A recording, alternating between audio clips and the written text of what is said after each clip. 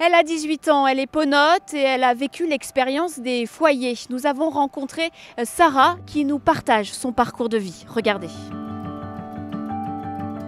Sarah, bonjour. Bonjour. Alors on est aujourd'hui dans un lieu que tu connais tout particulièrement. Il s'agit du foyer de l'enfance. C'est un hébergement dans lequel tu as été accueillie quelque temps. Explique-moi un peu ton parcours. J'avais 13 ans à l'époque. J'ai été accueillie par le foyer de l'enfance parce que chez moi ça se passait mal. J'ai été accueillie sur une période de 6 mois la première fois. Après j'ai décidé de retourner chez ma mère qui au final s'est très mal passé. Donc je suis repartie, j'ai redemandé à être placée. Je suis arrivée, j'étais on va dire une ado rebelle. J'acceptais pas le non du tout. Je voulais, fallait que j'aie. Et les éducateurs m'ont apporté justement à prendre ce non, ne plus l'entendre comme un refus, mais comprendre pourquoi on me disait non. Les maîtresses de maison, elles m'ont appris aussi à me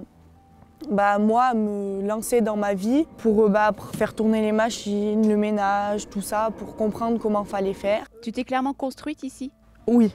J'ai été beaucoup soutenue, beaucoup aidée. Ils m'ont aidée à reprendre l'école. J'avais tout lâché, je voulais plus aller à l'école. J'ai repris l'école dans un bac pro ASSP, donc accompagnement, soins et services à la personne. C'est ce que je voulais faire avec les enfants, les personnes âgées. Les personnes âgées, je travaille avec eux maintenant.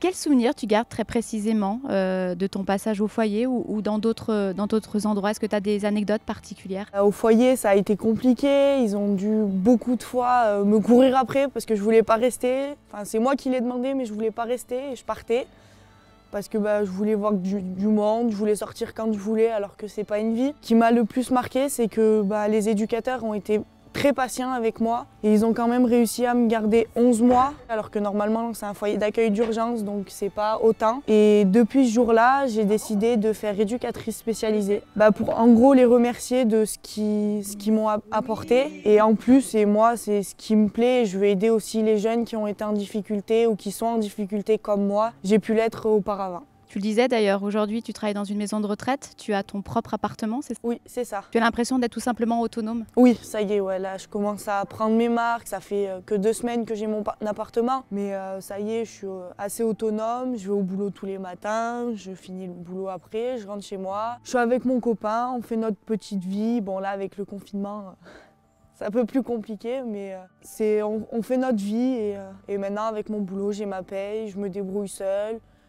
J'ai toujours ma maman qui vient de temps en temps. C'est moins rapproché qu'avant. On se voit moins, on s'écrit par message, on s'appelle, mais on se voit vachement moins. Et aujourd'hui, ce sera ma dernière question. Pourquoi décider de témoigner comme ça, face caméra ? Et justement, si pour le foyer, ça peut apporter quelque chose, c'est pour montrer que on peut s'en sortir avec l'aide des éducateurs, avec l'aide de quelqu'un qui nous épaule, comme ils l'ont fait pour moi. C'est une belle conclusion à un vrai travail d'équipe. Je te remercie, Sarah, d'avoir pris la peine de répondre à nos questions et d'avoir partagé cette expérience. Merci. Il n'y a pas de quoi.